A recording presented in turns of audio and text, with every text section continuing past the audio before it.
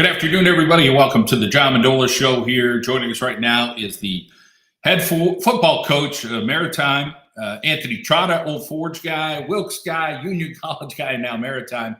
Anthony, welcome into the show. Thanks, John. I appreciate you having me on. And yeah, journey started in Old Forge, Pennsylvania, and now we're in Throgs Neck, New York, right outside the Bronx. So excited to be here. Excited for the opportunity to lead the Privateers and to be able to be a head football coach is something that has been really a dream in the making for me. And I'm living a dream every single day. So it's fantastic. Thanks for the opportunity to get on and talk with you. Well, I think we've talked a little bit about being a part here of northeastern Pennsylvania and being around people, being around football people. And who are some of those early influences for you there in Old Forge? Yeah, obviously had to start with my dad. My dad was my first coach. Very fortunate that he was able to coach me through youth sports. He actually was the president of our junior football association. He reestablished it in 2002, and he was the president for quite a number of years during the time that my brother and I played. And that was something that was instrumental to me to watch him and my mom give up every single weekend to be in the stand and support us and run the program and do all the things that it took to run an organization, and to see that from an early age. And then I think that's kind of what shaped me into, believing in how to run an organization, how to treat people, and doing things like that. And so the roots started there, and then obviously continued throughout my high school years. Dan Holland, defensive coordinator, long time at Old Forge. He is one of the biggest mentors that I have and continue to have.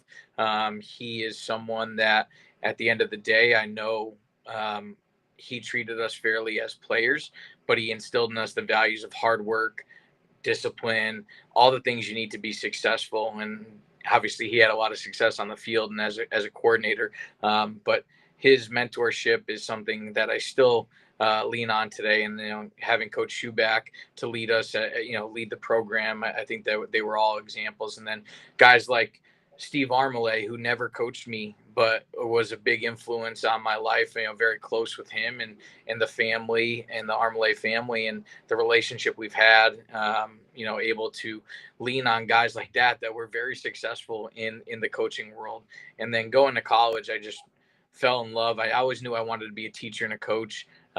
Really developed the love of the game in college, and the coaches that I had, from Jeff Long to Trey Brown to Mike Kane, guys that were position coaches, special teams coordinator, head coach, to just show you, what it's like day in and day out to live this life and to do things the right way by doing right by the people that are within the program. So having those people along the way, and I know I threw a couple shout outs in there to some people, but I don't want to miss anybody along the way. I've had a lot of support, family, friends, people that have supported me and believed in me no matter what. When I walked away from a teaching job back in NEPA and coaching high school football to pursue coaching college, a lot of people questioned the decision that I made. And the people that you didn't see were the people that were in my corner telling me go after and chase my dreams. And now I'm living my dream every single day. So I want to really thank those people that stood by me through thick and thin. There's too many people to know, but they were the ones that were along the ride when things got tough and everybody said, don't do this, you're making a big mistake. And well, I think it worked out for the better in the long run here. So pretty excited about the opportunity I have now. But take us back to that graduation year there, Old Forge, some of those high school guys you played with, and if you still have some relationships with them, so maybe the audience could get a little feel for who you played with back in the day. Yeah, a lot of great guys on that team. Obviously, we're fortunate to win the district championship and then go battle Southern Columbia in the state playoffs. Getting to play those guys and kind of start that journey in the state playoff run. And then watching my brother and Jake Minetti and Shane Schuback and Ryan Polish and those guys 2 years later go play them again, beat them, and take that run all the way to the state championship was a lot of fun. But Colin Carey, Dave Vargas, guys that were captains with me. They were my best friends since we're 4 or 5 years old. Too many guys to mention on that team. Too many guys that really brought it every single day. And that's what I love about the Old Forge experiences. Guys that you grew up playing with since you're 7, 8, 9 years old, and you're walking across graduation together and having those experiences together, and you grow and learn a lot through that small town, small school football mentality and environment. And then obviously everybody loves winning, so to being able to bring a championship to town and to experience what it's like to go play in the state playoffs and go play a powerhouse like Southern Columbia and have that experience is something I wouldn't trade for the world. I don't want to influence you. Our Carol and Janelle's a sponsor of ours. You got to have some favorite pizzas there in Old Forge. Or are they all good and do you miss them all? Listen, I can't favor one or the other. I love the Janelle family. They've been very good to me always. So Mark and Angelo, great people, and then you have Rinaldi's and Russell and everybody else along the strip. And at the end of the day, that's what it's about. Pat Ravillo can go across the street if he needs something, and they can go down the block and help people. I think that all shapes you into who you are. You get to see that and learn from those people, successful business members, people of the community that if you walk in there, they give you the shirt off their back and they'd help you any way that they can. And to grow up in that environment and then know that the town basically shuts down on Friday night when a football game's going on at home. And then after the game, everybody goes and gets pizza and enjoys themselves. So having that experience is something I wouldn't trade. But too many favorites to shout out. I know I'm missing a little bit of chicken parm and risotto and some double crust white. I got to get my hands on that before fall camp starts in August. You're kind of on the edge there of the Bronx, almost in Long Island. Like it's a unique. When you look on the map, it's pretty unique. Yeah, right underneath the Throgsneck Bridge, 55-acre peninsula called the Peninsula of Opportunity. So one road in, one road out. We like it. We're going to lock the gate and protect the fort here. And, pretty cool atmosphere. You play right on the water. And, I think a lot of people would probably say they drove over the bridge multiple times onto Long Island and didn't even know the school was here. I know family that said that. I know friends that have said that. And I've felt like that myself at times. And then you walk around campus and it's beautiful. The facilities here are fantastic. Brand new turf field for our guys. The classrooms, the technology, obviously being a school that is based in the maritime industry, having a very large boat docked on the side over there is pretty cool thing to see as well. So when you get to experience all that campus has to offer, as well as an actual fort on campus, there's a lot of history and tradition that in my 2 weeks on campus, I'm still figuring out as I'm walking around all the history and tradition of this place that has to offer. But it's a really unique place, but a place that offers opportunities for guys. Being a state school, and you get state school, prices for education. You don't have that a lot. I've been at some different places when some different opportunities within the private school world. You have the state school price, but then you have a return on investment here, where if you go get your licensure in the maritime field, you're gonna be doing pretty well for yourself by the time you leave here. And a really invested alumni group for football, only really existing for the last 20 years. We had a team, the team got disbanded, then got brought back 20 years ago. Alumni group that I got a chance to hopefully get to work with every day, of being able to support our guys, whether it's on the field, in the classroom, or finding job opportunities. I think, this, again, the Peninsula of Opportunity, there's a lot that goes on here, and there's a lot of people that have pride in this place. And as I was going through the process and being able to kind of see, is this an opportunity that was going to be the right choice for me? You just get to meet people and talk to people that are aligned with how you feel, what you feel, and what you're looking to do. So it just made a lot of sense, and I'm very fortunate to have the opportunity. We're talking with Anthony Trotta. He is the new football coach at Maritime in New York, and again, it is a state university. Talk a little bit about how this opportunity came about, how many interviews, what the process was like, And again, we'll kind of overlay this with, you and John Drock have been together at Wilkes. You go up to Union, you're coaching with him. And now this head football coaching job comes up, but you're still kind of trying to help build some stuff with Coach Drock. But why was this the opportunity? What was that process like? Yeah, I mean, I loved Union. I loved the people at Union, from the players that we got to coach every single day to the staff that we got to work with. You know, Coach Strock taking me there, I'm very, very grateful. And he was super supportive through this process of encouraging me. He knew this was a goal of mine to be a head football coach. And I'm very fortunate that I was able to work, with someone that pushed me to pursue my goals and put me in front of opportunities, and help me grow, to be, sitting in the chair that I'm sitting in now. And then guys like, you know, the defensive staff last year, Devin Smith, Jason Nelson, Eric Carlson, guys that are friends for life and great football coaches, all doing some great things now. Really tough to leave that place. But when this came open, we had at Union had played Maritime in the fall, and I was really impressed. It was a game that went down to the last 15 seconds of the game. Fortunately for me at the time, Union, we were able to get a sack on fourth down and kind of end the game. Unfortunately for Maritime, end up on the losing end of that one. Now I'm sitting here, fast forward with this opportunity. I got to see that team play at, live in person. You often don't get that opportunity when you're interviewing for a head coaching job. So I walked in knowing a lot about the team of, man, these guys are tough. They battle. They're going to compete like heck. Those are the big things for me. Toughness is a big pillar in what I believe in, not just physical toughness, but mental toughness. You got to be able to handle adverse situations. That was a game that went back and forth, the entire way. And then for Maritime to end up, losing on a last second play, and then going out and having the mental toughness.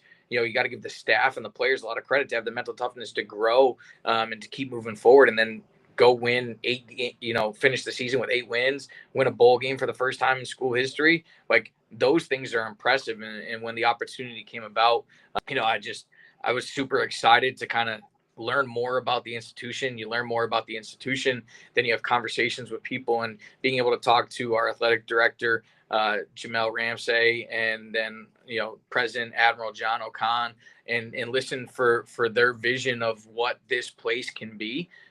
It was a no-brainer for me, to be here and to be in this opportunity. So I'm a big believer, and it's always about people. And you have to have and surround yourself with the right people. You have to have the right people on your bus, right?